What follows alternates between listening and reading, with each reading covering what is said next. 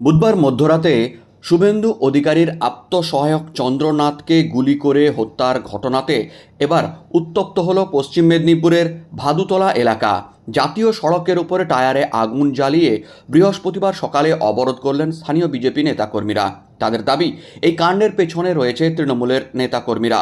বিভিন্ন এলাকায় এই ধরনের তৃণমূলের নেতাকর্মীরা যারা এই ধরনের অপরাধ এর আগে সংগঠিত করেছে তাদের সকলকেই গ্রেপ্তার করতে হবে। একই সঙ্গে এই কাণ্ড যারা ঘটিয়েছে তাদেরও অবিলম্বে গ্রেপ্তার করতে হবে এমন দাবি করে বিজেপির পক্ষ থেকে অবরোধ বিক্ষোভ করা হয়। উল্লেখ করা যায়, বুধবার রাতে মধ্যমগ্রাম এলাকায় হঠাৎ গাড়িতে এলোপাথাড়ি গুলি চালিয়ে শুভেন্দু অধিকারীর আত্মসহায়ক চন্দ্রনাথকে গুলি করে হত্যা করা হয়েছে এবং সেই সাথে আহত হয়েছেন এবং আশঙ্কাজনক অবস্থায় রয়েছেন তার গাড়ির চালকও।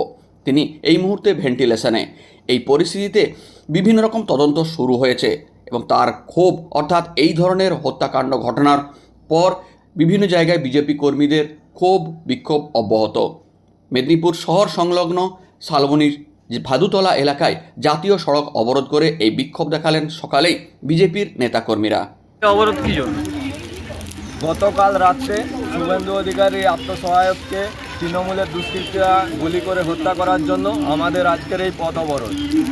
আগামী দিনে যত তৃণমূলের দুষ্কৃতী আছে প্রতিটা এলাকায় এলাকায় তাদেরকে অবলম্বে গ্রেপ্তার করতে হবে। যাদের নামে এফআইআর আছে তাদেরকে শীঘ্রের মধ্যে গ্রেপ্তার করতে হবে, নইলে আগামী দিনে আমরা এই আন্দোলন আরও বৃহত্তর আকার করব। নাম? অপূর্ব বোস।